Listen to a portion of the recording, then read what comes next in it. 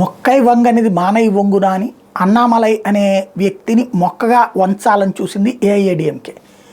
వంగల పైగా ఏఐఏడిఎంకేనే పక్కన పెట్టి ఆయన వెంటబెట్టుకు తిరిగింది భారతీయ జనతా పార్టీ అధినాయకత్వం. నరేంద్ర మోడీ స్వయంగా దగ్గరుండి ప్రోత్సహిస్తూ వస్తున్నారు, అమిత్ షా ప్రోత్సహిస్తూ వస్తున్నారు. ఫలితం ఏఐఏడిఎంకే పొత్తులో లేదు. ఇప్పుడు మిగతా ఏఐఏడిఎంకే భాగస్వాములు 300 మంది వచ్చి ఇప్పుడు బీజేపీతో కలిసి వెళ్తున్నారు. ఒక టెంపో క్రియేట్ అయ్యింది. దాదాపు 15-20% ఓట్లు ఖాయం, ఓ 2-3 ఎంపీ సీట్లు కూడా ఖాయం. అది 10-12కి వెళ్ళినా ఆశ్చర్యపోనక్కర్లేదని చెప్తున్నారు. అది ఎంతవరకు వాస్తవం తెలియాలి.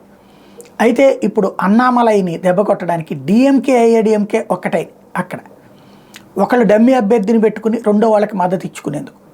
తద్వారా ఒకవేళ కనుక కోయంబత్తూరులో అన్నామలై గెలిస్తే కేంద్ర మంత్రి అవుతాడు, తమిళనాడు ప్రభుత్వానికి చుక్కలు చూపెడతాడు. అలాగే భారతీయ జనతా పార్టీని ఆపే శక్తి ఏది ఉండదు. నెక్స్ట్ జరిగే ఎన్నికల్లో డిఎంకే ఇంటికి వెళ్లాల్సిన పరిస్థితి వస్తుంది. దాంతో భయపడుతున్నటువంటి స్టాలిన్ పళనిస్వామితో చేతులు కలిపి టోటల్గా అన్నామలైని దెబ్బకొట్టడానికి కోయంబత్తూరులో ఆడుతున్న గేమ్స్ పనిచేస్తే లేదో రేపు రిజల్ట్ తర్వాత తెలుస్తుంది.